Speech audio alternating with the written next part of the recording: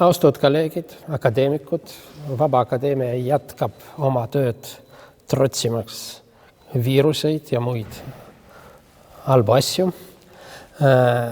Meil on täna kaks loengut. Kõigepealt Alar Laats rääkis judaismist ja nüüd mina tahan rääkida judaismist ja üks oluline teema seal oli pühaduse teema. Aga mina tahan rääkida vastupidi halvast, sortsidest. Ja ma jätkan seda, millest me rääkisime möödunud kord, aga alustada ma tahan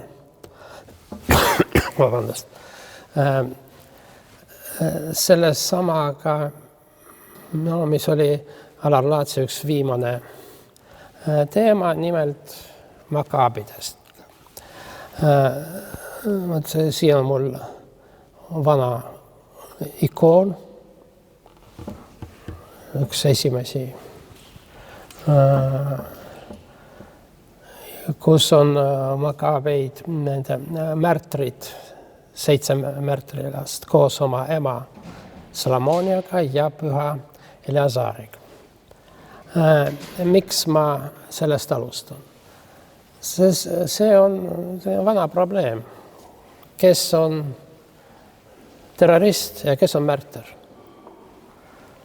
Ja nagu ütleb üks inglise epigraam, et mäss ei saa õnnestuda. Kui ta õnnestub, siis ta nimetatakse teistmoodi. Ja siis makaabide mäss oli õnnestunud. Nad ei ole terroristid, nad on pühakud ja neist peab lugu nii judaistlik kui kristlik traditsioon. Nüüd, kui me räägime sortsidest, aga sortsid on mul jutumärkides sortsid. Need on ennekõike Dostojevski romaani tegelased, millest me rääkisime möödunud kord, aga siis me rääkisime Dostojevski positiivsetest kangelastest, ennekõike Vürst Mõškinist, Vene Kristusest, Aljoša Karamazovist ja nii edasi. Kuid Dostojevski oli geniaalne kirjanik ja temal asjad ei ole, kuidas nüüd öelda, kirjanikuna ta ei olnud publitsist. Dostojevski oli ka publitsist ja kirjutas väga sellist reaktsioonilisi, väga truualamlikke artikleid. Ta oli ka ajakirjanik ja need artiklid on mõnes mõttes huvitavad, aga huvitavad on ennekõike nad psühholoogilises mõttes.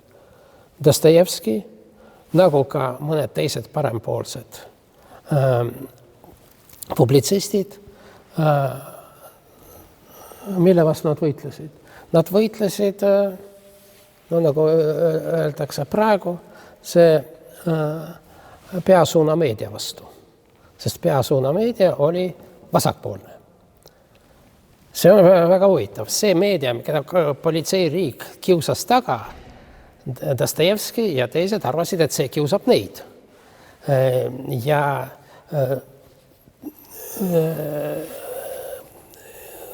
mingisugusel Turgenev, Tšernyševski, Dobrolubov, Herzen ja teised olid kõik Dostojevski jaoks üks nägu.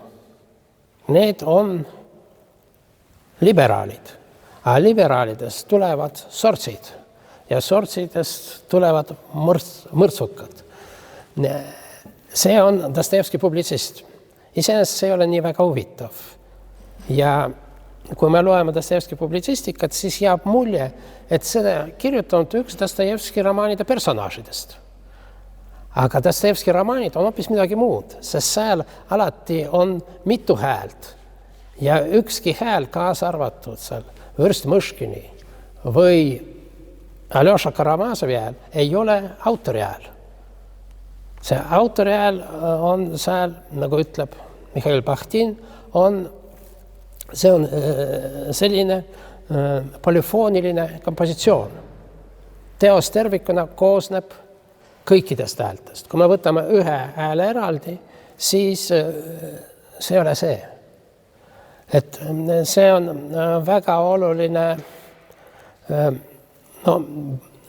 Dostojevskit loetakse dialoogilise filosoofia üheks eelkäijaks, sest tõde ei ole monotoonne, tõde ei ole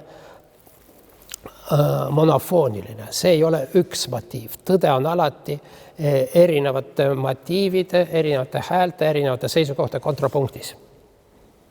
Ja seda ta suurepäraselt, geniaalselt näitab oma romaanides. Aga ise ta ei küüni sellele tasandile nagu tema romaanid. Ja kui ta kirjutab nagu oma südamel, siis tal on see asi palju lihtsam ja labasem. Kohe me veel räägime sellest. Niisiis, romaanis Sortsid, viimane tõlge on Kurjad vaimud. Ma juba rääkisin, et eesti keeles ei saa päris hästi edasi anda seda venekeelset tiitlit Besi, sest ühelt poolt see Besi on need kurjad vaimud, mis Eesti evangeeliumis ajas Jeesus inimest välja, et muutusid seakarjas ja kukkusid. Nii et need on kurjad vaimud. Aga teiselt poolt see on Puškini luuletus Besi, kus on nimelt sortsid. Ka eestikeelses tõlkes need on sortsid, aga mitte kurjad vaimud. Sest et need ei ole ainult vaimud, neil on ka keha. Niisiis, sortsid. Ühelt poolt sortsid, juba see nimi, ja see on nimelt sortsid, aga mitte kurjad vaimud, nad on väiksed. Nad on väiklased ja ütleme, et Kristuse vastu neil ei ole mingit lootust. Ja Dostojevski oma romaani niimoodi publitsistlikus osas tahabki neid deheroiseerida ja näidata, kui väiklased ja tühised tüübid need on. Selline karikatuur. Aga teiselt poolt tal oli juba alates Siberist alates sunnitööst, tal oli plaan kirjutada romaani suurest patustajast. Aga see suur patustaja, ta püüdis seda kujutada, kasutades agiograafilisi stereotüüpe. Ta kirjutas suurest patustajast nagu pühakust, aga teise märgiga. Miks agiograafiline? Sellepärast, et oli vaja näidata mastaabi. Siis, see on jällegi väga raske eesti keeldes edasi anda, kuna vene keeles on väga erinevad stiiliregistrid. Ja vene kirjakeel, eriti vene kirjanduse keel, ei olnud, ka lingvistiliselt, ei olnud see sama keel, mida rahvas rääkis. Neil oli erinev päritolu. Vene nii-öelda rahvakeel oli idaslaavi keel, nagu ütleme valgevene keel. Valgevene keeles on palju lääneslaavi keelte mõjusid, ennekõike Poola. Aga kirikuslaavi keel oli lõunaslaavi keel. See oli Vana-Bulgaaria keel. Teatud. Niisiis. See Vana-Bulgaaria keel muutus kultuurikeeleks suurel alal, mitte ainult slaavlastel. Kuni 20. sajandi Rumeenia õigeusu kirik kasutas kirikuslaavi keelt, rumeenlased kuuluvad. Rumeenia keel on romaani keel, nagu prantsuse, itaalia ja portugali keel. Ja niisiis. Selline asi diglassia seda nimetatakse, oli keskaegses kultuuris üsna tavaline asi, seal Lääne-Euroopas kirik ja kultuur rääkis ladina keelt, aga see vernakulaarne või rahvakeel oli midagi muud. Aga siin oli oluline vahe. Võib-olla Itaalia olukord on natuke sarnane. Asi on selles, et see kirikuslaavi keel oli arusaadav. erinevalt sellest, et see ladina keel näiteks saksa aladel ei olnud arusaadav rahvale. Ta oli arusaadav, aga mitte päris. Vot niimoodi. Kõik on selge, aga mitte päris selge. Ja see oli teine keel, see oli teise grammatika keel, teise syntaksiga keel ja juhtus nii, et vene kirjanduse keel ei järanud välja rahvakeelest. Selle siis normeerimise või seal no, ma ei tea, rafineerimise käigus. Nii nagu, ütleme, nagu eesti keel. Rahvakeelest kasvas eesti kirjanduse keel. Vene kirjanduse keel tuli vastupidi kirikuslaavi keele sekulariseerimise teel. Ja see siin nagu väga olulist rolli mängis Lomonosov, kes 18. sajandi keskel, no esimesel poolel siiski, 18. sajandi keskel teda võib pidada vene kirjanduse keele loojaks. Ja ta lõi seda keelt lähtudes kirikuslaavi keelest. Tal on isegi väga kummaline teos, lõpetamata, aga ta on keele ajaloolist väga tähtis, et arutlus kiriku raamatute kasuks. Ja selgus, et kirikute raamatute kasu ei seisne nende sisust, aga seisneb nende keelest. Et seal on see kõige puhtam keel, mida tuleb siis kasutusele võtta.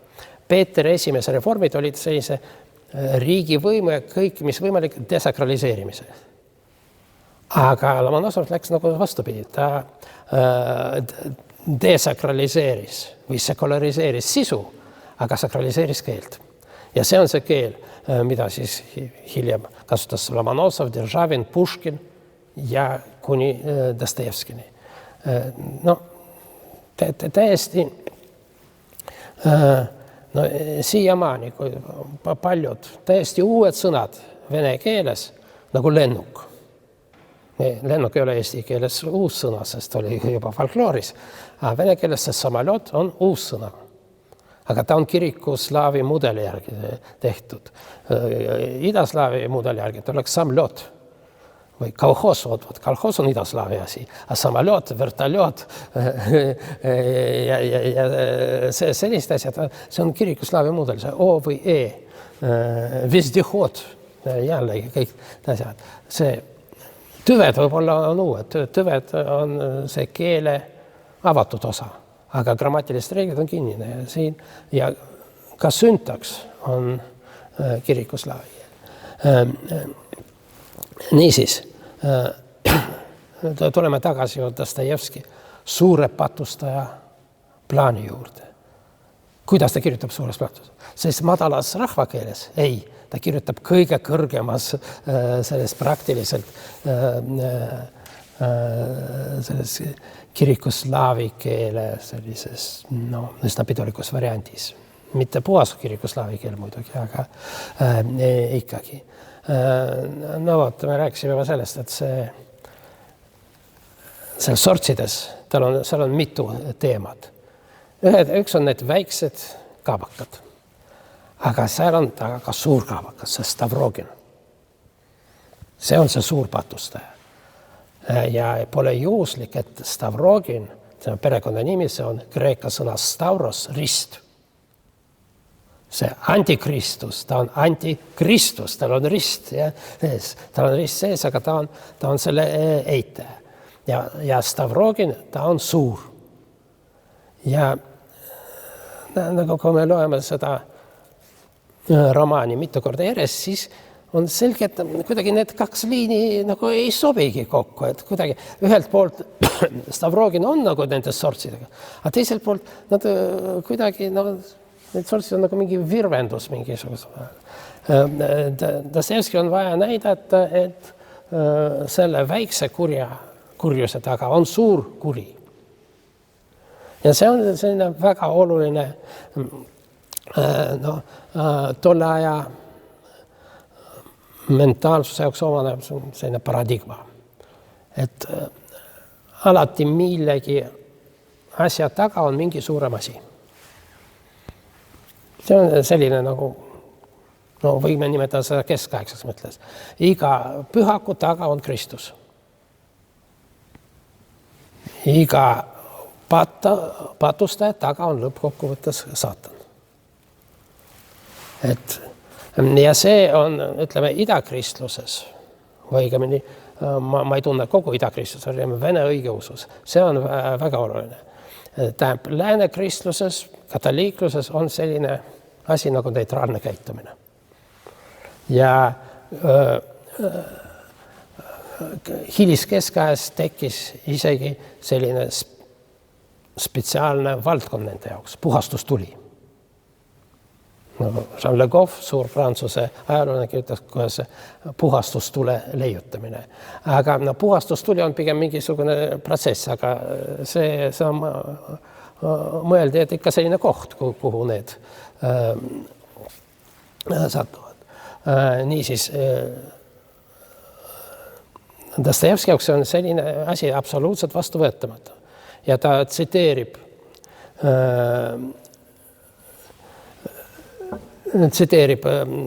Apokalüpsust, tähendab Johannese ilmutusraamatut, see ei ole kuum ega külm, see on leige. Ja leige on halvem kui külm.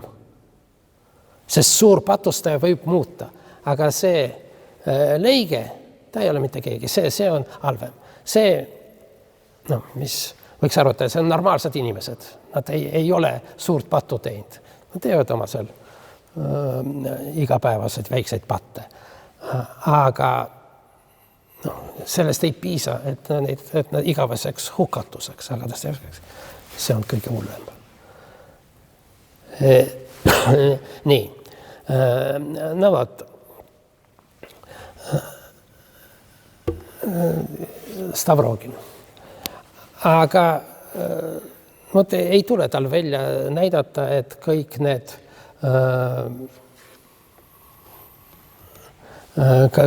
need sortsid, Pjotr Verhovenski,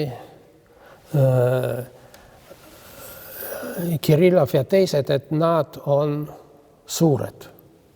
Nad just nimelt väiksed ja Stavrogin ei ole neile vaimne isa ega keegi. Aga tal õnnestub väga kirglikult ja väga veenvalt näidata, et sortside isad on liberaalid. Liberalismist tulevad terroristid.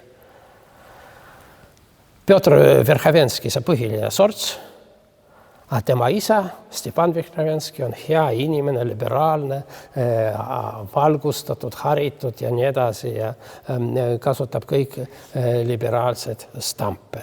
Aga veel hullem tüüp, seal on kuulus kirjanik Semjon Karmazinov. No on täiesti selge, siin kaks asja. Kuhu viib see nimi ja kuhu viib see kuju. Ja need viivad natuke erinevates asjades. Nimi Karmazinov viitab Nikolai Karamzinile, tuntud läänlasele, absoluutselt mitteliberaalile. Täiesti mitteliberaalile ja absoluutselt mitterevolutsionäärile. 19. sajandi alguses Aleksander I püüdis oma valitsemise alguses läbi viia Venemaal reforme. Ja põhiline reformaator oli Mihhail Speranski, keisri isiklik sõber, hiljem vaenlane. Mitte Speranski oli vaenlane Aleksandrile Speranskile vaenlane. Nii. Ja mida tegi Speranski? Valmistas ette reforme, valmistas ette põhiseadust ja nii edasi, et oleks nagu läänes. No, lõpes temale halvasti. Aleksander hakkas kahtlustama, et Speranski tahab korraldada midagi seal sepitseb. Tal oli niisugused paranoilist. Absoluutselt mitte. Speranski oli täiesti lojaalne talle. Ja ta isegi tahtis talle määrata surmanuhtlust. Ja siin on selline huvitav episood, seotud Eestiga. Aleksander ei usaldanud eriti inimesi. Tal võib olla ainult oma ema ja natuke kirjanik Žukovski. Sest et Žukovski ja ka ta ema ei tahtnud temast midagi. Aga kõik sõbrad midagi minust tahavad. Ja? Ju siis neil on mingi salaplaan, need ei ole vees. Aga Žukovski oli täiesti ilma igasuguse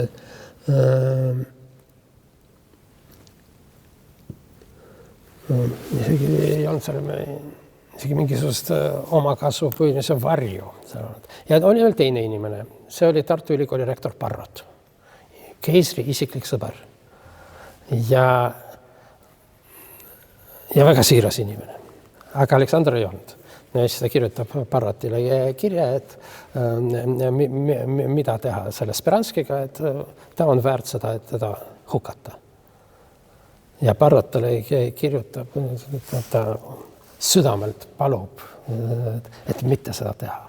Aga tegelikult Aleksander enne kirjutas alla, et hoopis Siberisse saata. No, pärast isegi mitte Siberisse.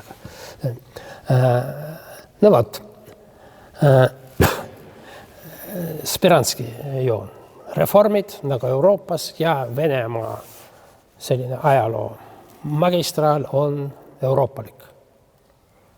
Aga Karamzin, Vene esiluuletaja, ütleme, esiluuletaja oli tol ajal Žukovski, pärast Puškin, aga ikkagi märkimisväärne luuletaja ja väga märkimisväärne ütleme, ta oli märkimisväärne publitsist ja praegu see väga ebatäpse nimetusega arvamusliider, see käis tema väga hästi. Kusjuures Karamzin just oli eurooplane.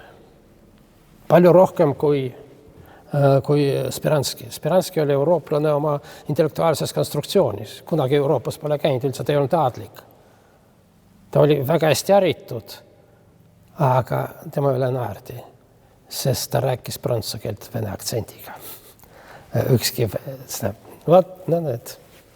kes ta oli seal, preestri poeg. Ja?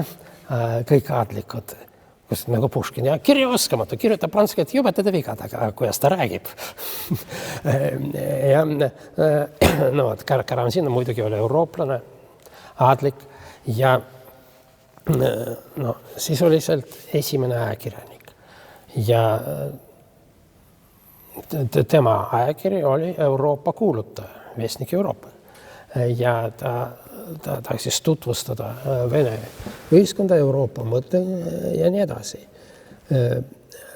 Aga tema oli konstitutsioonivastane, arvas, et Venemaal on oma tee ja oma eripära ja siin Venemaal on oluline mitte seal mingisugused bürokraatlikud institutsioonid, aga elav side tsaari ja rahva vahel. See on täpselt see, mida Romanovid alati unistasid. Juba Katariina teine. Elav side. Tema on emake ja need on kõik tema lapsed. Ja see on alates Katariinast, tegelikult see vist oli ka varem, aga alates Katariinast, see oli sakslanna. Vene keelt õppis ära võõrkeelena, oskas ka prantsuse keelt ja nii edasi. Kui seal õukonnas oli mitmekeelsus, siis tema väga rangelt jälgis seda, et tema poole võib pöörduda ainult vene keeles ja sina. Seal aadlikud oma vahel teietavad, aga tema poole kõik pöörduvad sina, sest tema on ema.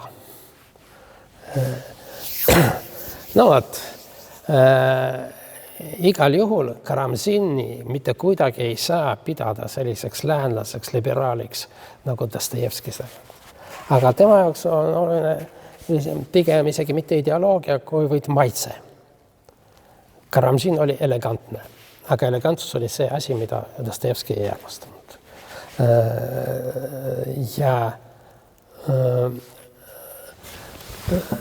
Niisiis, välimuselt. See nime pärast see Karamzinov viitab Karamzinile, aga välimus on karikatuur Ivan Turgenevist. Ivan Turgenev, Venemaa kuulus kirjanik, Dostojevski, surmavaenlane. Jällegi, Dostojevski, ta oli Turgenev mitte kunagi ei pidanud Dostojevskit oma surmavaenlaseks. Aga Dostojevski pidas Turgenevit oma surmavaenlaseks.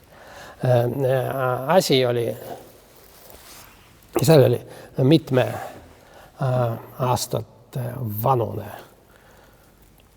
konflikt. Dostojevski oli mängur ja seal põgenes Venemaalt oma võlausaldajate eest, et kirjutada seal Šveitsis idiooti. Aga kirjutades idiooti, ta käis kogu aeg seal erinevates kasiinos, mitte Šveitsis, seal Baden-Badenis ja mängis kõik maha. Niisiis, ta tuli Šveitsis selleks, et parandada materiaalset olukorda, seal Šveitsis ta ennast täiesti laostas. Ta võttis mitu korda avanssi selle idioodi, või see alguses projekt oli Vene Kristus, ja alati kõik mängis maha. Siis ta kohtus tuttavad Vene kirjaniku Gontšarovi, laenas tal raha ja mängis maha. Siis ta kohtus Vene kirjaniku Turgenevit, laenas raha ja mängis maha. Ja siis ta tuli jälle Gontšarovi juurde. Aga Gontšarov ütles, et ei anna sulle, sa mängid maha. No on alles siga. Kuidas ta julgeb mulle sellist asja öelda? Läheb Turgenevi juurde ja täpselt sama. No see on mingi vandenõu, eks nad omavahel kokku räägid, et ei anna raha. Siis ta kirjutab Maikovile, et kirja, et kuidas ta vihkab kõike liberaale, sest nemad on nagu praegu oleks need nimed russofoobid, nad vihkavad Venemaad ja kui nad vihkavad Venemaad, siis nad vihkavad ka Vene kirjaniku Dostojevski, kes muide oli poolakas, aga see ei loe. Ta oli pool poolakas, aga samas ka poolakate vihkaja, kuna poolakad ei olnud lojaalsed Vene riigile. Nõvad ja kirjutab Maikovile, et küsib veel kord avanssi ja Maikov talle saadab. Siis Dostojevski kirjutab, vot kuidas ma sind armastan. Kuidas meie konservatiivid ikka saame teineteist toetada. Kuidas tema toetas Maikovit, ei ole päris selge. No ilmselt sellega, et ta kirjutab romaani talle. Aga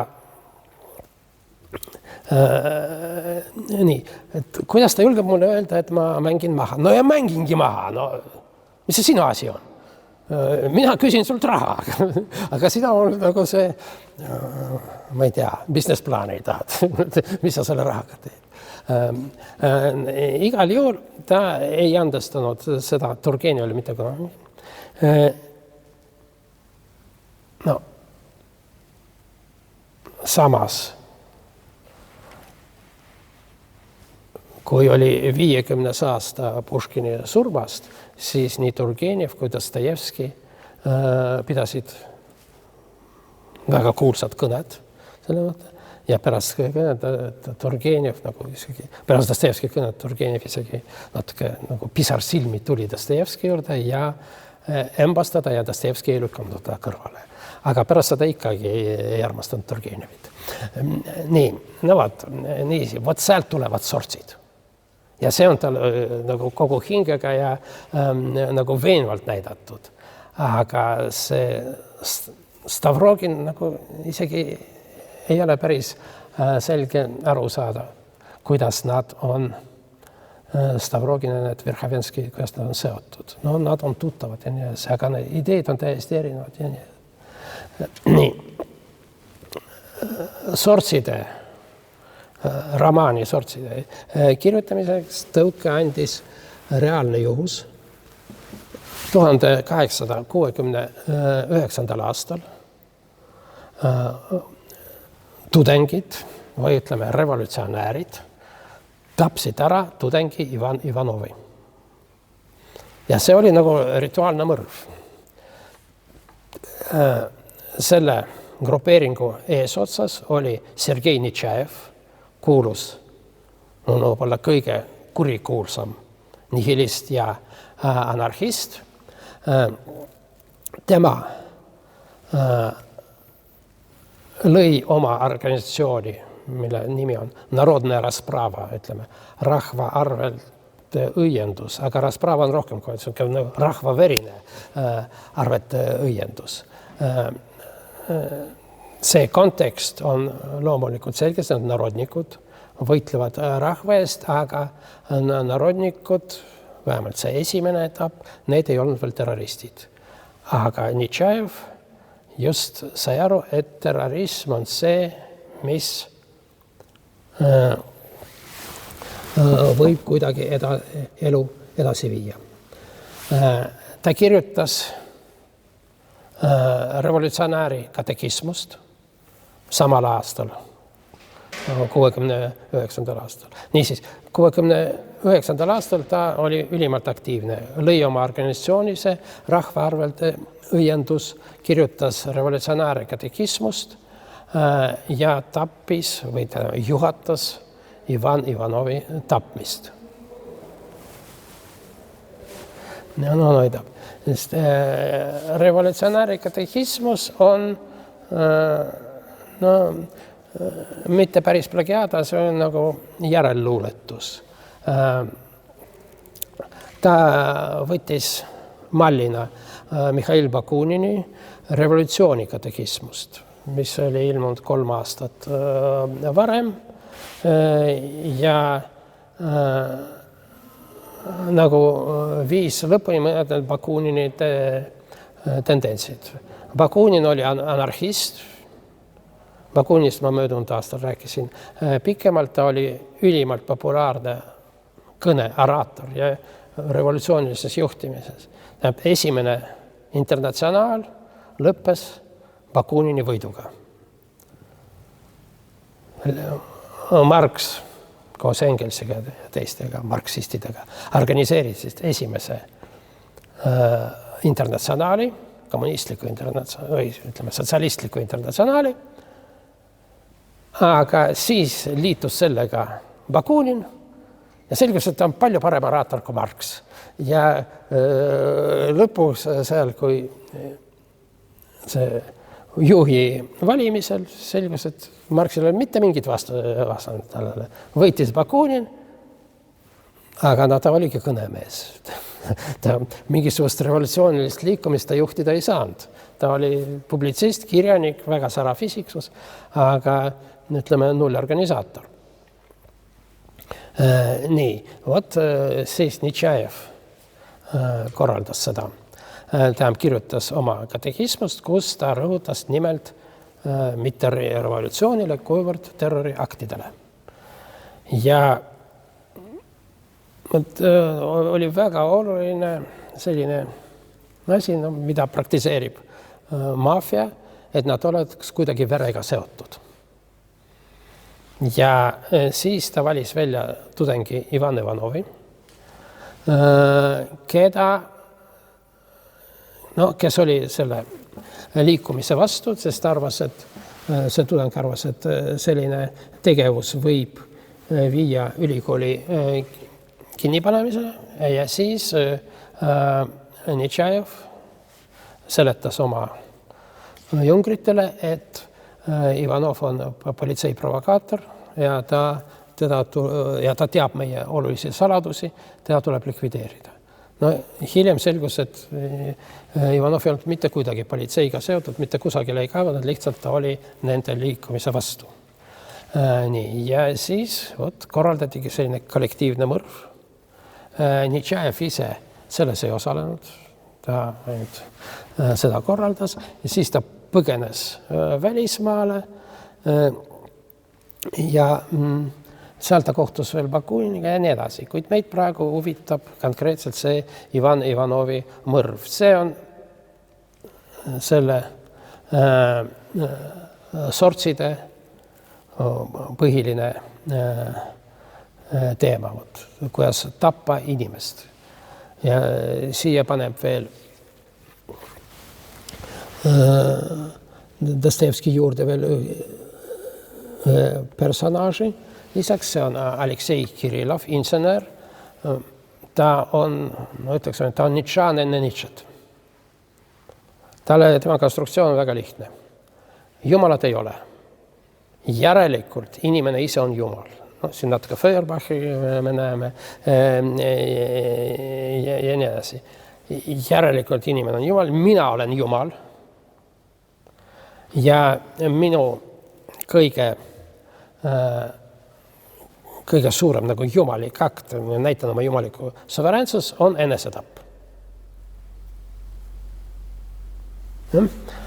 No vot, ja siis see Pjotr Verkhovjanski, sorts, kelle on nagu Nietzschejevi joone, nagu ta tahabki korraldada kahte asja. Esiteks, et Kirillov tapaks ennast ära revolutsiooni jaoks. Ja ta seletab ära, et sinu konstruktsioon on muidugi hea, aga veel paremalt, kui see kasuliku asja jaoks ennast tapad, nagu protesti mõttes. Ja siis tapavad tudengid Ivan Šatovit, nagu kelle prototüüp on Ivan Ivanov. Nii. Kõik see on väga vastik, väga väiklane ja kuidagi asjad päris ei laabu. Kirillov teoreetiliselt tahab ennast ära tappa ja kogu aeg valmis. Aga siis, kui on vaja see hetk, et nüüd on see tellimus käes, siis selgub, et ei olegi nii kerge. Lõpuks ta tapab ennast ära. Nii. Nüüd lähme sortsidega edasi. Sortsides kirjandusest, sortside juurde elus. Üks kõige kuulsam atentaat oli Aleksander teise mõrv või tapmine. Siin tuleb teha üks selgitav märkus. Nagu ma ütlesin, narodnikud ise olid idealistid ja need tahtsid, võib-olla ideaal oli ka revolutsioon, aga igal juhul nad ei tahtnud oma käsi verega määrida. Nemad väga selline suurt, väga oluliseks liikumiseks muutus niinimetatud rahva sekkaminek, хождение в народ. Haritud inimesed läksid linnadest välja maale õpetajaks, noored preestrid läksid, noored õpetatud preestrid läksid siis selle küla kirikutesse, et siin kaks asja. Esiteks, et õpetada rahvast ja teiseks, et elada rahvaga sama elu. Sest linna elu, eriti aadli elu, eriti haritud inimeste elu on midagi täiesti muud. Ja siin tekkis väga oluline selline, isegi ei tea, ideoloogeem, ütleme psühholoogeem pigem. Me oleme rahva ees süüdi. Oli üks erand hiljem. Matemaatik Morozov. Kõik vaatasid teda täiesti imeliku inimese. Mina ei ole rahva ees süüdi. Ta oli ka narodnik, istus seal vangis ja nii edasi, muuseas terrorist. Aga rahva eest ei ole süüdi. Ja see oli täiesti selline unikaalne nähtus. Aga kõik need, kellest ma täna räägin, tundsid, et nad on rahva ees süüdi. Ja sellepärast nad läksid sinna rahva sekka ja kõigil siin on üks oluline aspekt. Kõigil sellel tegevusel on mingi religioosne alatoon. Samas valdav osa nendest olid ateistid. See oli nii-öelda, ütleme, religiooni sublimatsioon, kui kasutada freudistlikku terminit. Nad ise nad jumalat ei usu, aga, ja seda märkisid isegi nende vaenlased. Nad elavad parema kristliku elu kui need, kes on, nagu deklareerivad oma kristlust. See täiesti omakasu püüdmatu ohverdus, terve elu elada. Paraku juhtus nii, et rahvas sellest ei hoolinud. Ja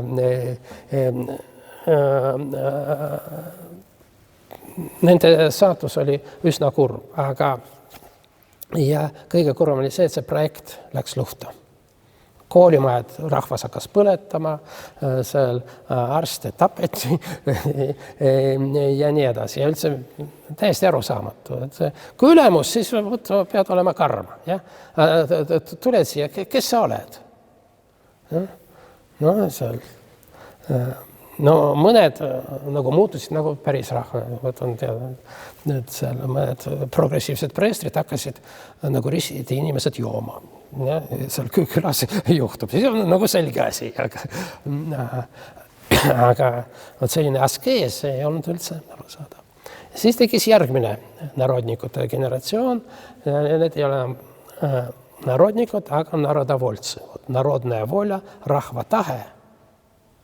Need olid, seal oli juba üsna tugev terroristlik suund.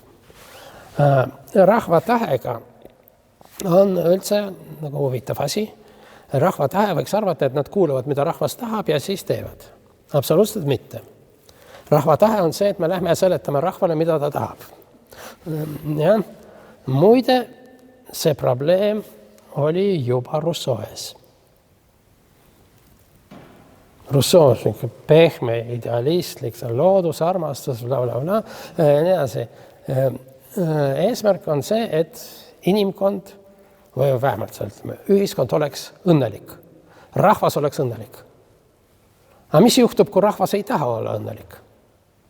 Siis see pehme, heatahtlik ja igati peen Rousseau ütleb, siis rahvas tuleb sundida olla õnnelik.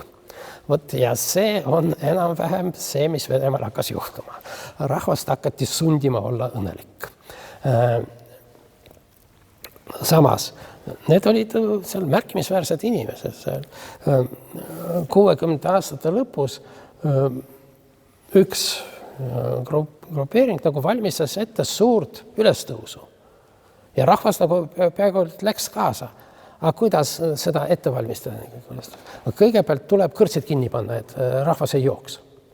Sest oli selline teooria, et see tsaari kuritegelik võim spetsiaalselt joodab rahvast. Siis pandi need kõrtsid kinni. Ja see ülemused panid seda asja tähele, et kuidagi ühes teise järgi ja seal suures rajoonis nagu kõrtsid kõik kinni pandud, keegi ei joo. Kuidagi karvane tunne hakkab tekkima ja tekkiski ja siis nad arreteerisid kõik need eos, midagi seal ei juhtunud. No vot.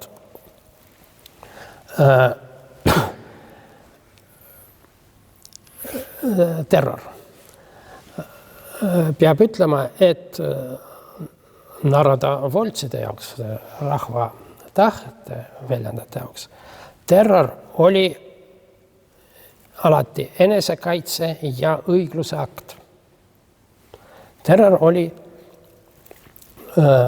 vastuseks mingisugusele riiklikule terroristlikule aktile. Ja siin oli väga oluline neil endale ja teistele näidata, et nad ei ole mingisugust mõrtsukad. Kõikide nende ohvride üle kõigepealt peeti kohus. Ja siis, samas nii palju, kui mina tean, kõik kohtuotsused, kõik kohtud lõppesid surma otsuse välja kuulutamisega. Aga igal juhul nii, et oli kohtuotsus ja siis seda süüdlast teatati, et see rahvakohus on sulle määranud surmanuhtluse. Mis juba iseenesest oli päris efektne käik ühiskondlikus arvamuses. Selle üle hakati diskuteerima ja nii edasi. Kõige kuulsam nendest atentaadidest oli Aleksander II mõrv 1. märtsil 1881. No, võiks arvata, et see on üks mitte üks kõige halvemaid, aga üks kõige rumalamaid tegusid Venemaa, ütleme, vabadusvõitluse ajaloos. Aleksander II oli kõige liberaalsem Vene tsaar kogu, alates seal mingisugust Kiievi suurvürstidest ja lõpetades Nikolai II-ga. Võib-olla seal mõni oli südamlik. Räägitakse, et Nikolai II oli väga südamlik inimene. Samas, ma ei taha tema kohta halvasti öelda, kuna Vene õigeusu kirikus ta on pühakuks, mitte märtriks, aga pühakuks kuulutatud. Aga on erinevad andmed selle tema iseloomu kohta. Aga kindlasti ta ei olnud selline liberaalne keiser kui Aleksander II. Aleksander II astus troonile pärast katastroofilist Vene sõjanduse ja eriti Vene uhkuse jaoks Krimmi sõda.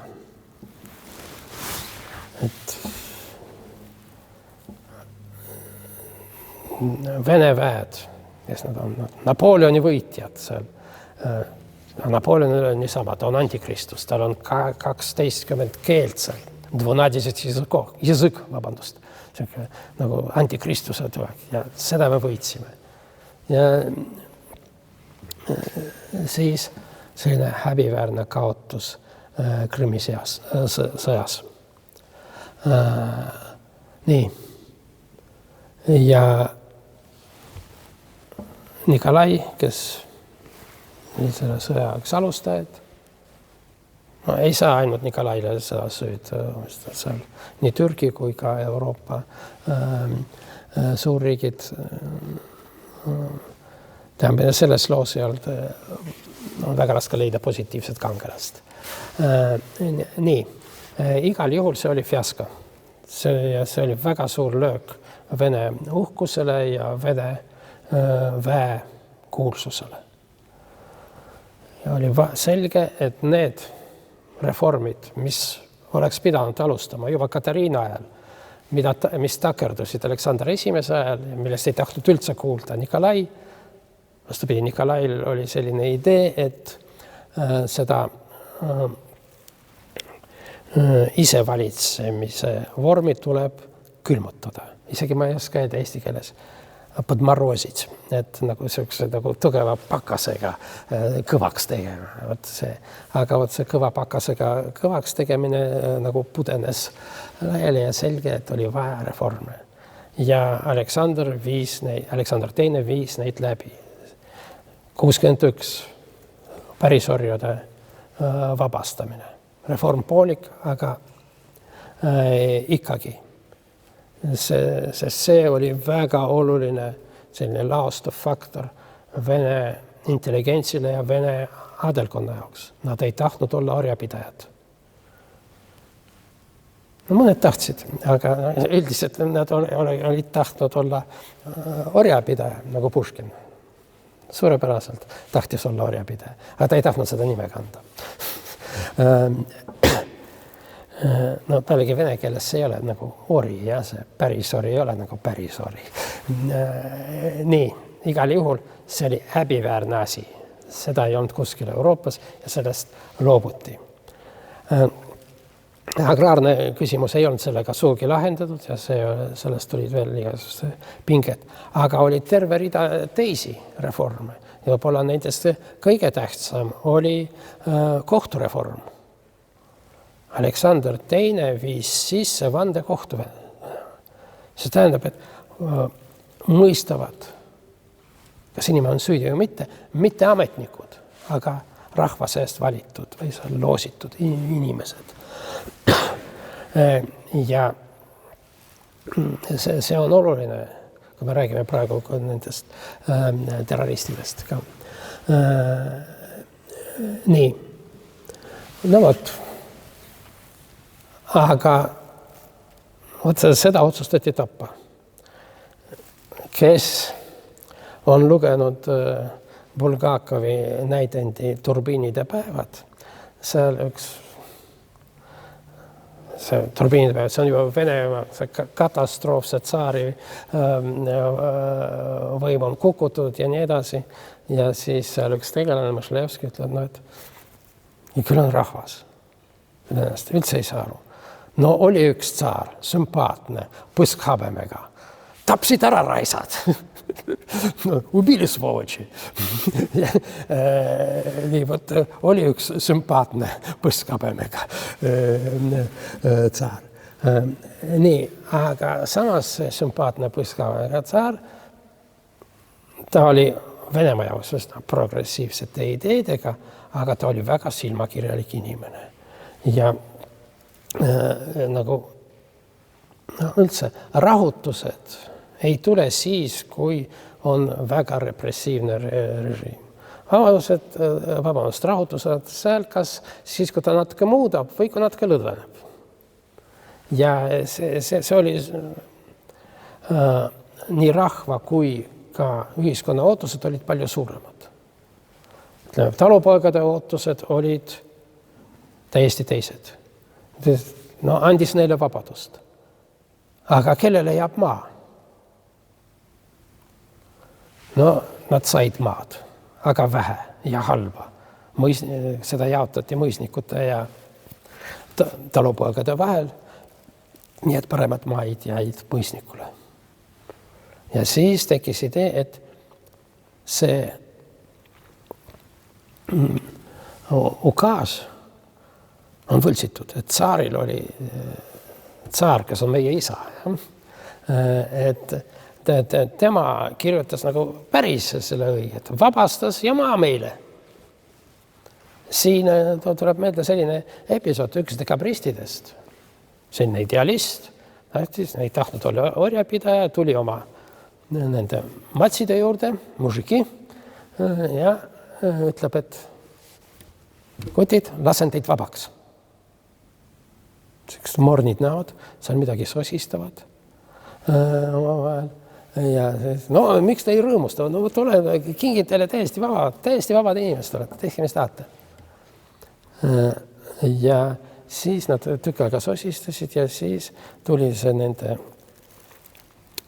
esindaja, niimoodi ei julgenud isegi pilgi võtta, seal mäkerdas oma mütsiga ja see ütles, aga kellele jääb maa? Maa on minu oma, ütleb see. Siis nad sosistasid, et tead isakene, jätame vanamoodi.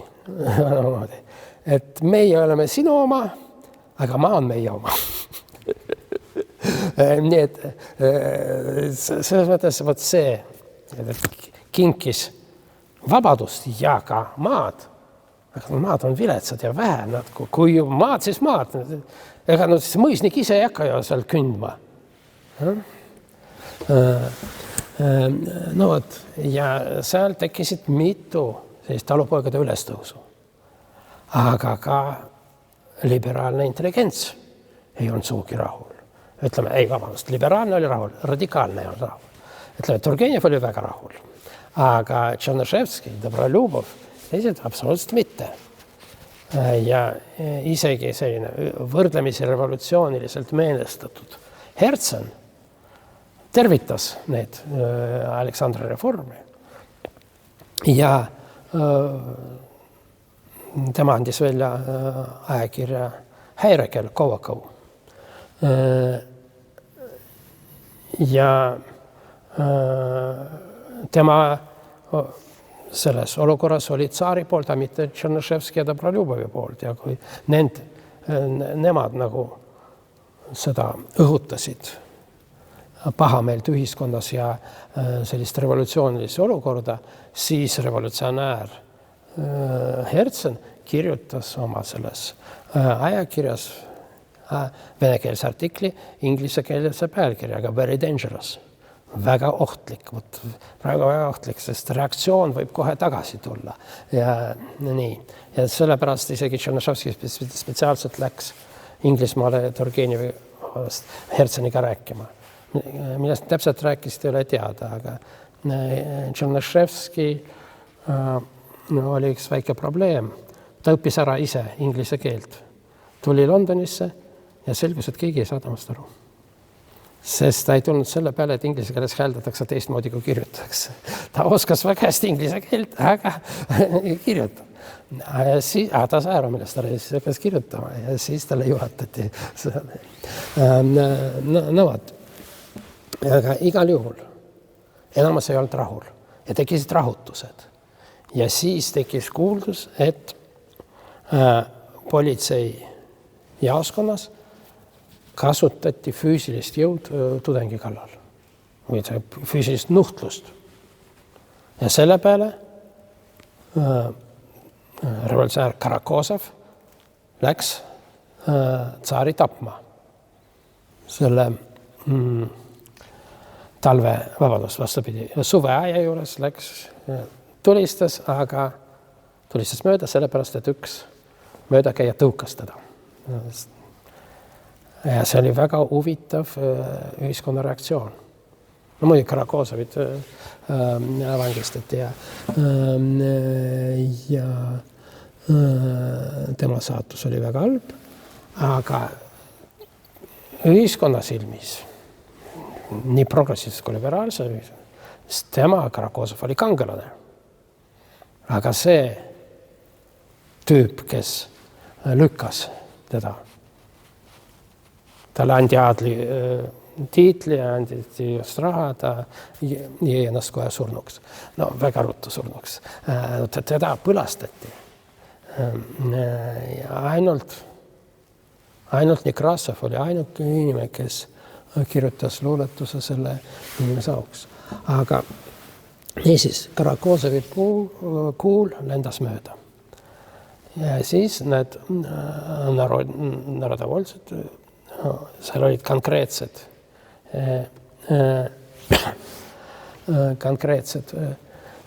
süüdistused, miks nad mõistsid keisri surnu. Seal oli mitu atentaadikaitset. Keiser teadis, ta sai selle kirja kätte, ta teadis, et ta tahetakse tappa. Ta iga päev sõitis seal Peterburis uue marsruudi, ja see marsruudi keegi ei teadnud ette. Ja veel ta tegi endale sellise soomustõlla. Nii.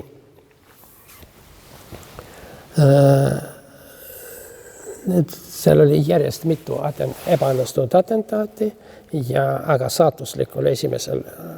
märtsil 1881 teda tapeti. Tapeti pommidega, tehti mitu pommi. Pommi valmistas väljapaistev keemik ja matemaatik Nikolai Kibaltiš. Teda loetakse Vene kosmonautikaks esisaks. See ei ole päris alusetult. Igatahes tema paberite hulgas lõpus oli reaktiivmootori plaan.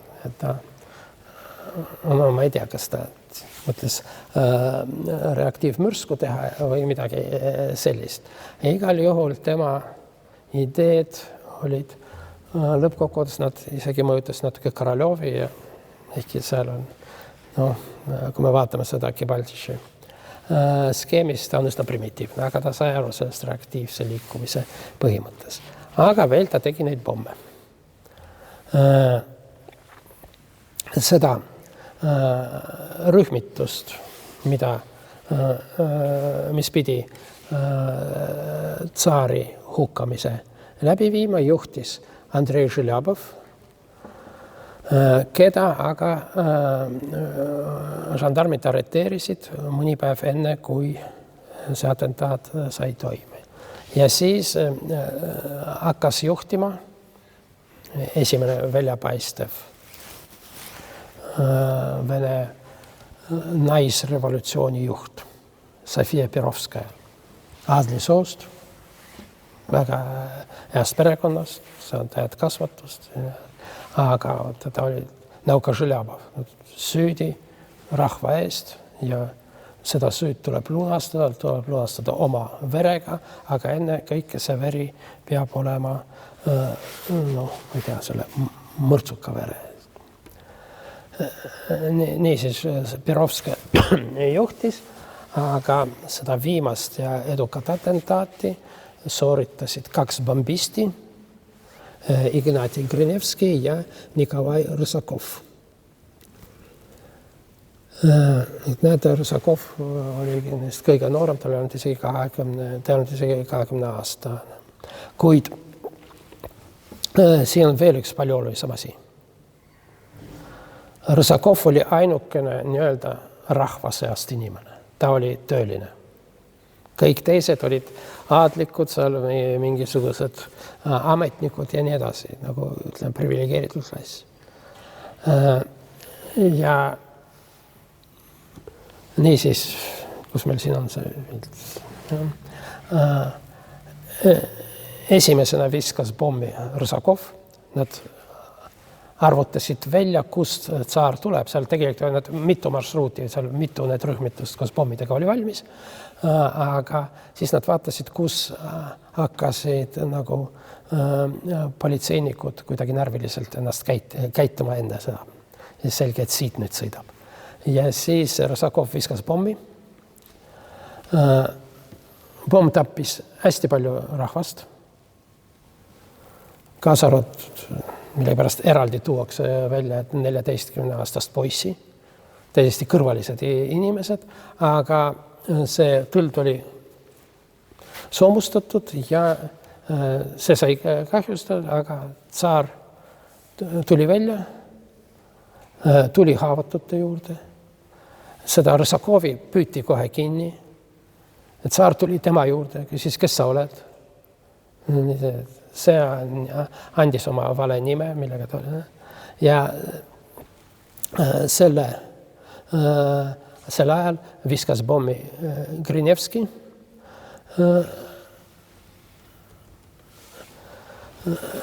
Ja tappis koha peal nii tsaari kui ennast. Kusjuures üldiselt seda veel ei saa nimetada ennast taputerroristiks. Tal ei olnud eesmärki ennast tappa, aga nii juhtus võib-olla. Ta oli siiski võib-olla Hamasil võiks kuskil tema pilt olla, sest ta oli nii ennastapja kui terrorist. Niisiis Grinevski siin ainult ühe asja toimub. Ignati Grinevski, tema kohta siis hakati rääkima, et ta oli poolakas, sest et poolakad on teadagi mässajad. Aga tegelikult oli valgevenelane ja ta ei olnud, tema suguvõsas ei olnud keegi revolutsiooniga seotud. See oli tal individuaalse arengu. Grinevski sai palju rohkem veel kannatada kui tsaar. Ta isegi ei suutnud identifitseerida. Need kõik poodi üles. Perovskaja, Željabov, Kivaltšich, Grinevski, Grinevski sai surma koha peal. Ja?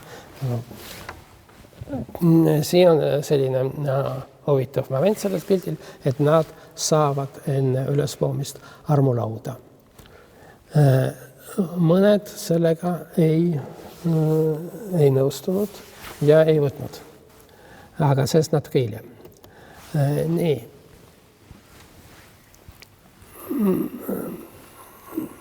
Veel enne, kui läheme edasi. See Perovskaja, Željabov, nad siis ühiskonna arvamuses, nad olid ohvrid ja märtrid. Mandelstam palju hiljem, et nad nagu tõrvikud põlesid. Ja see märterlus on üldse selline väga oluline aspekt siin. Nii, meie järgmine kangelane või antikangelane on Jegor Sazonov, terrorist. Ja see on juba järgmine etapp, järgmine põlvkond. Nendest narodovoltsidest kasvas välja Venemaa kõige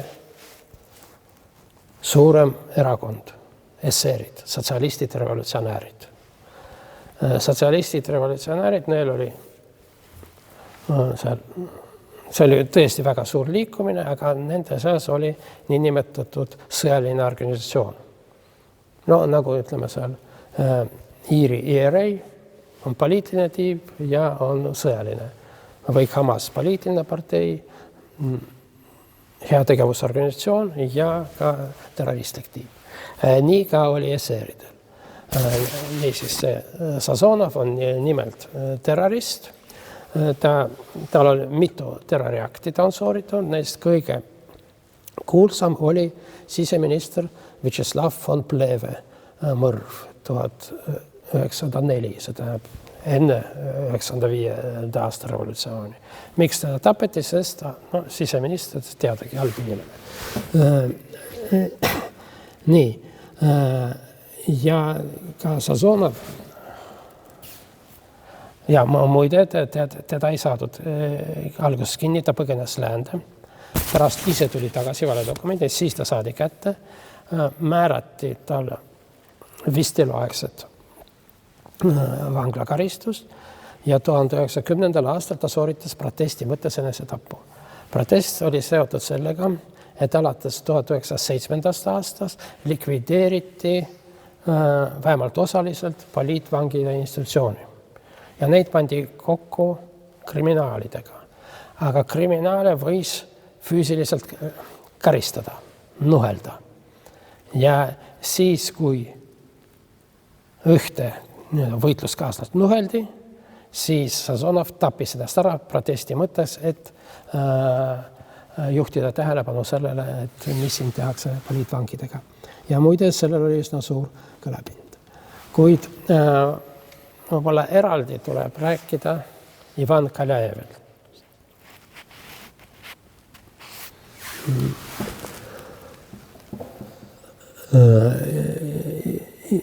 Ivan Kaljajev üldiselt kõikide nende inimeste kohta, keda ma olen siiamaani rääkinud, nendest reaalsed, nende kohta ei saanud keegi öelda ühtegi halba sõna. Peale selle, et nad olid mõrsukad. Peale selle, et nad olid terroristid. Nad olid aatelised inimesed ja nii edasi. Aga eriti oli Kaljajev. Ka nagu kõik need tema võitluskaaslased rõhutasid ka nende hulgas, ta oli täiesti erakordne inimene. No, ta liitus eseeride sõjalise organisatsiooniga 1903. aastal. Ta oli üks Plehve atentaadi korraldaja. Sazonov viis täide, aga ja muuseas Sazonov ei öelnud ühtegi nime välja. Nii, aga tema kuulsam akt oli järgmisel aastal, kui 4. detsembril 1905 ta viskas pommi, mis tappis suurvürsti Sergei Aleksandrovitši. See on mitmes mõttes märkimisväärne akt. Esiteks, see oli juba teine katse. Teisel, 2 päeva varem, Kaljajev koos oma pommiga tuli selle tõlla lähedale ja oli juba valmis viskama pommi sisse, kui ta nägi, et seal on ka Sergei Aleksandrovitši lapsed. Ja siis ta ei visanud. Ootas, kuni suurvürst, keda nad seda Sergei Aleksandrovitši peeti revolutsioonilistes ringides midagi nagu süvariigi taoliseks, sest Nikolai II oli hea, kes südamlik ja täiesti tahtejõuetu inimene. Aga keegi peab teda juhtima, siis saadi tema vend Sergei, onu Sergei. Et see oli selline tahtejõuline tugev. Niisiis, teda ta tappis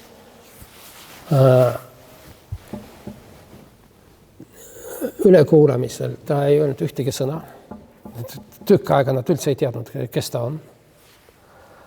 No, teatud politsei meetoditega nad lõpuks tuvastasid tema. Nii, teda mõisteti surma. Aga seal juba oli midagi midagi kahtlas oli juba seal tema vangivalvurid ja ka preester, aga vangid oli Schlisselburgi vanglas. Nad tundsid, et midagi selles inimeses on teistmoodi. Ja Sergei Aleksandrovitši Lesk palus enne hukkamist temaga kohtuda ja seda rahuldati. See Lesk ütles, et ta andestab ja nagu palvetab ennast, aga Nikolaev, see oli vist ainult kord, kus ta reageeris närviliselt, siis kirjutas kirja, et vaja sellest, et te tahate hukata minu keha, te tahate veel murda minu vaimu. Ei, ma olen alati olnud ateist, ma teenin püha üritust revolutsiooni ja mul ei ole seda vaja. Selegi poolest, võt siin mul tsitaat, ma ei jõudnud eesti keelde tõlkida. See vangla preester. Vangla ülempreester. Ivan Florinski kirjutab, ma pole kunagi näinud inimest, kes läheks surma sellise rahulikkusega ja tõelise kristlase vagadusega. Kui ma talle ütlesin, et 2 päeva pärast on ta hukatud, ta mulle täiesti rahulikult vastas, ma olen täielikult valmis surmaks ja mul ei ole vaja teie sakramente ega palveid. Mina usun püha vaimu olemasolusse. Tema on alati minuga ja ma suren tema saatel. Kuid kui te olete korralik inimene ja teil on mingi kaastunne minu vastu, siis lihtsalt räägime nagu sõbrad. Ja siis nad embasid. Sellest kõik, kes olid Kaleviga kohtunud, tundus, et mingisugune nagu helendab.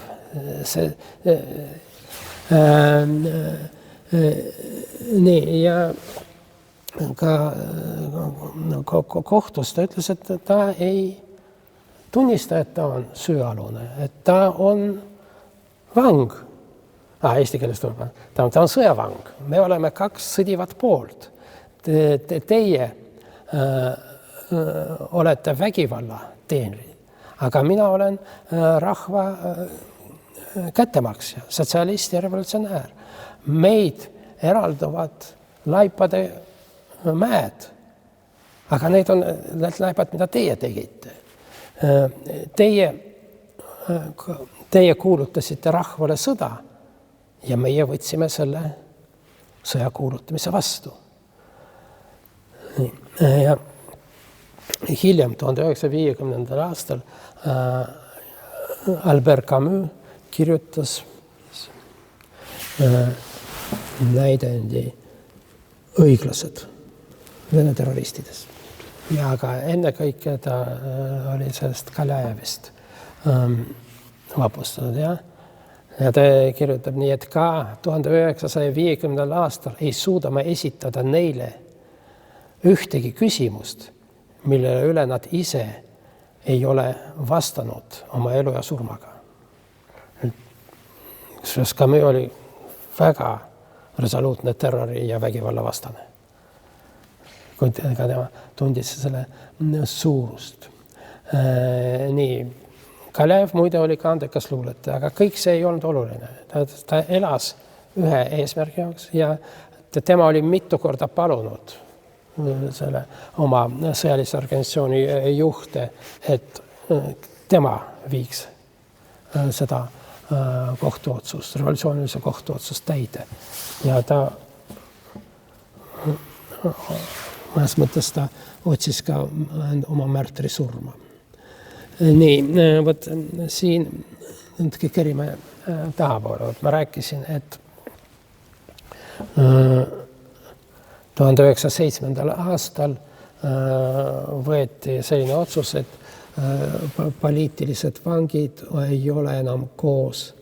Tähendab, on vastupidi, et lõpetati see poliitiliste ja kriminaalsete vangide eraldus ja pandi need kokku. Siin pildi peal me näeme just poliitvange Siberis. Võiks arvata, et see on mingisugune, ma ei tea, kodanlaste grupp piknikul. Siin esimeses reas istub see mees kaabuga, see on Grigori Gershuni, see oli SR-ide sõjalise organisatsiooni juht. Muuseas, tema kohta ka räägiti, et ta on täiesti, et see on pühak, et ta on pühak askeet ja tema mäletades neid süütuid ohvreid, mis olid Aleksander teise atentaadi ajal, et tema alati ütles, et tuleb järgida, et surma saaks ainult see, kes oli kohtu poolt määratud. Nii,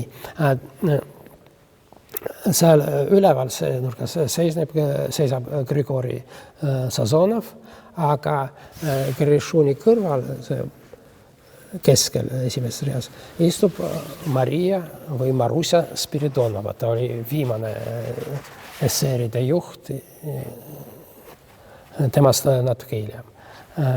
Nii, see on siis nad siin looduses nii-öelda.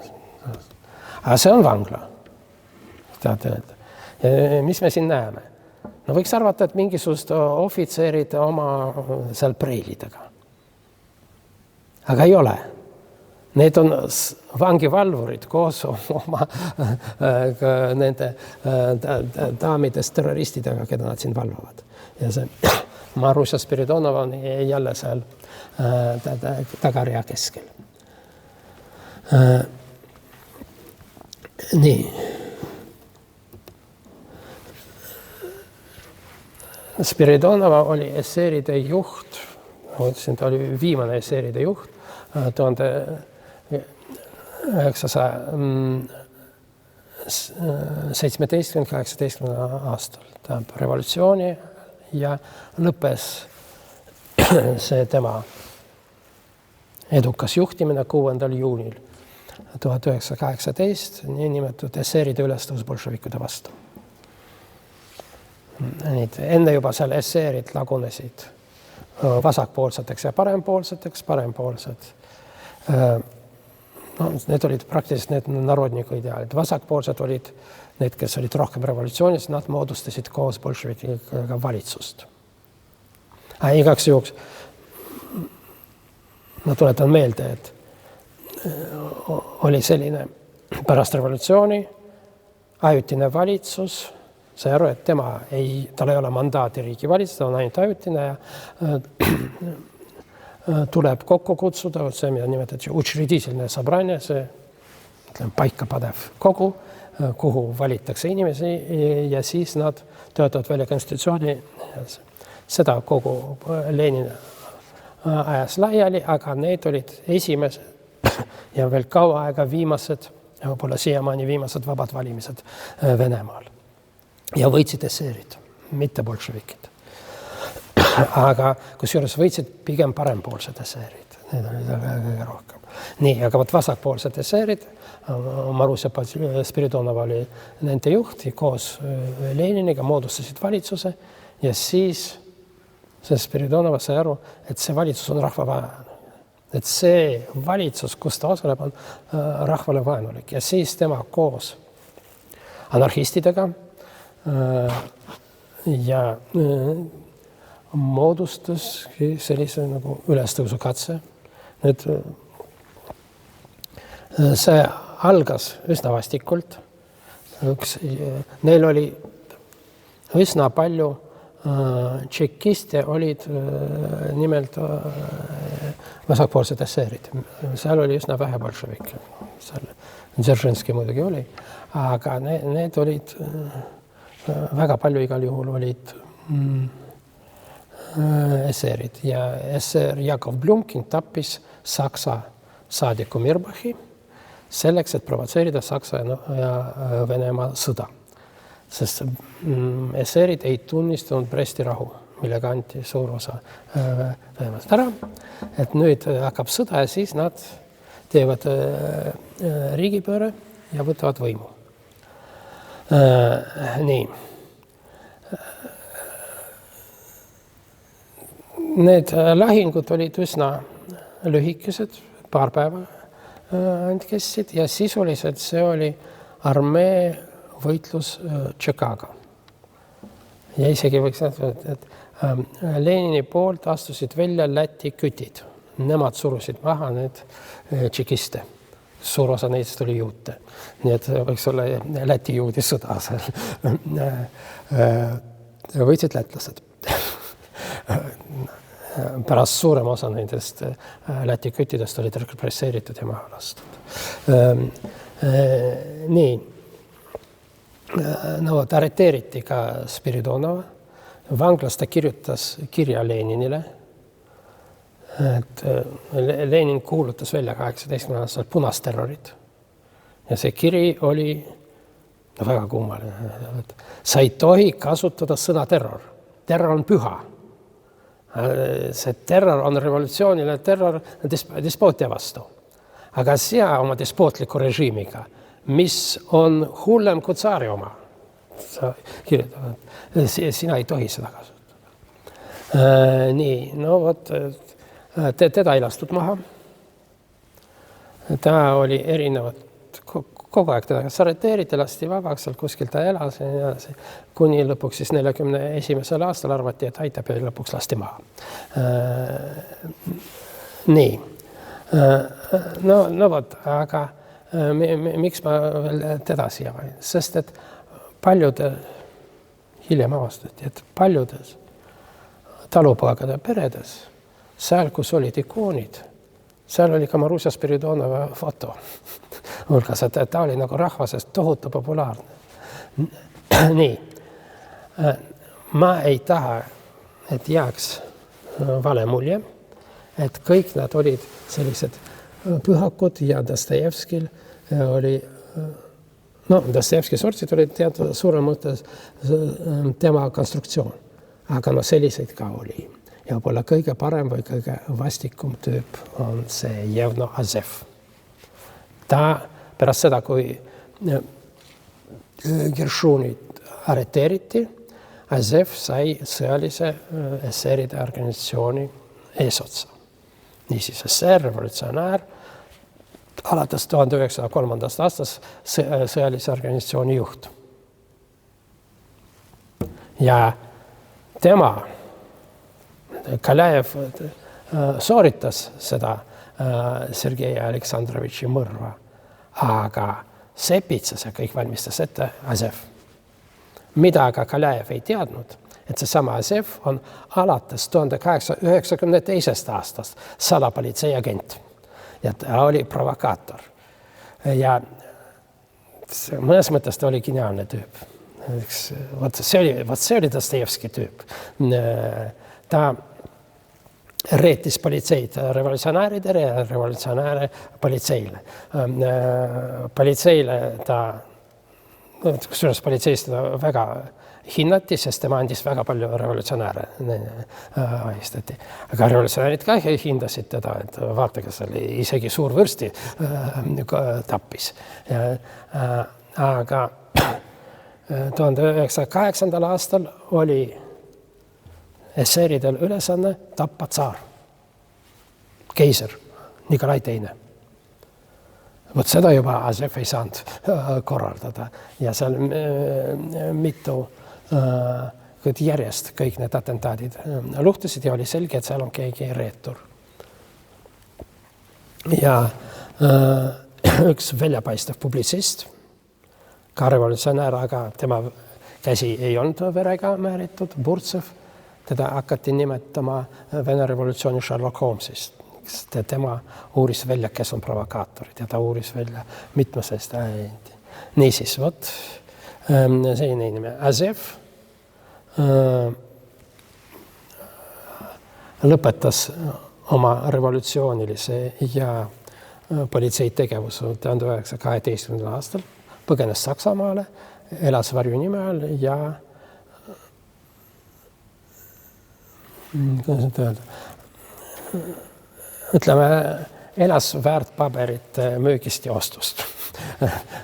Ütleme, oli ärimees. Samas ta midagi ei produtseerinud, ta puht nagu börsispekulant.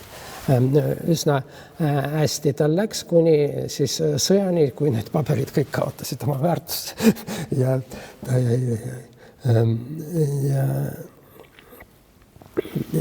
suri 1918. Aga lõpetan ma hoopis sellise karikatuuriga. See on Prantsuse ajakirjast, 2 tsaari, suur see vikati mees millegi pärast. See ei ole suugi surm, vene keeles surm on naissoost, ta on vikati naine, aga see on Lev Tolstoi. See on suur mees. Aga kõrval siuke väike mehike, see on Nikolai Teine. See on, kes on siis Venemaa tsaar ja tõepoolest ühiskondlikus arvamuses nii Venemaal kui ka läänes muidugi, kes on see Venemaa vaimne juht? Loomulikult Tolstoi. Tolstoid, nagu me mäletame eelmisest loengust, ta oli suur budismi austaja. Tema doktriin oli vägivallale mitte